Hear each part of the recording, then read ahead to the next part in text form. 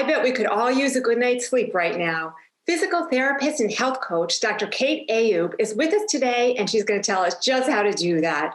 That's next on Wellbeing Matters.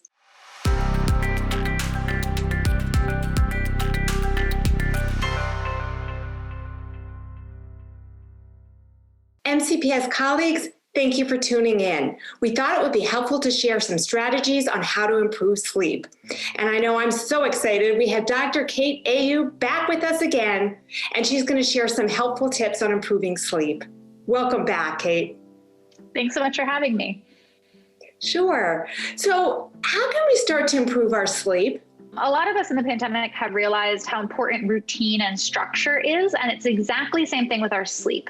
So we all have an internal clock that helps with our wake-sleep cycles, and the more consistent we can be with our bedtimes and our wake times, the better it is. So a lot of us think of using alarms to wake up, and few of us also use alarms to go to sleep. And so what I recommend is setting a bedtime, having an alarm go off to then cue you to start a sleep wind down routine. So this doesn't have to be anything specific. It's just anything that helps you recharge or relax for about the half hour to the hour before you get to sleep. So consistency here with wake times and sleep times, and then trying to use some kind of an unwinding routine before bed.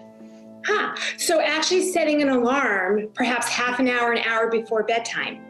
Yes, because a lot of us, what happens, and I'm there with you, is that I will be watching TV or I'll be on Instagram or Twitter, and then all of a sudden I look up and it's midnight, as opposed to having that cue of, okay, it's ready, it's time to go to bed, you should probably unplug now.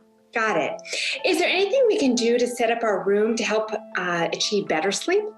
Yeah. So the thing with the room is you want it to be cold, dark, and quiet. So cold, because when we sleep, our body actually warms up. And so the cooler the room is, research shows the better we sleep.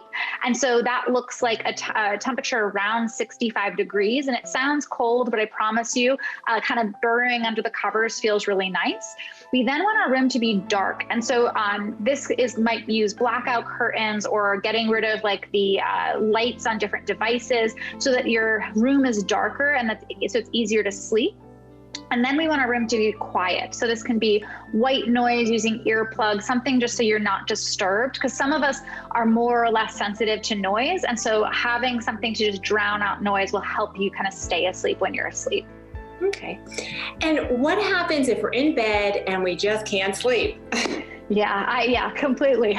So the recommendations are, if it's been more than about 25 to 30 minutes, you should probably just get out of bed. And so we want to associate bed with sleep and getting out of bed with being awake. And so getting out of bed, doing something relaxing, whether that's making a cup of tea, stretching, reading, getting out of your bedroom, and then getting back in bed when you feel sleepy. So again, if it's been more than 25, 30 minutes, getting out of bed, doing something else, and then coming back to sleep. Good to know. And anything else we can do to improve our sleep? Yeah, so the two things I talk a lot about with health coaching clients is caffeine and alcohol. So caffeine is tricky because when we're tired and not getting good sleep, we then drink caffeine to stay awake. But the problem is then we don't sleep because we've had too much caffeine.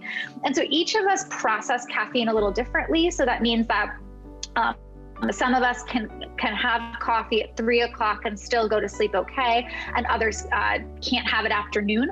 But the general recommendation is, if you're having a hard time sleeping, try to avoid caffeine in the afternoon. So instead, doing a small nap or going for a walk or something else to recharge you so that you don't have caffeine in the afternoon so you can get to sleep well.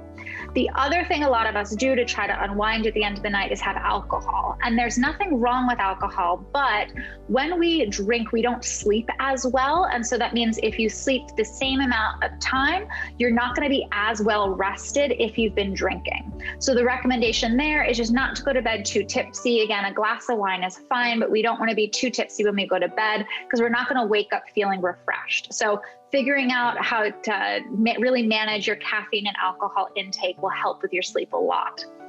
Thank you. And where can we get more help for this? So if we Yes. tried everything that you have proposed and we're still struggling.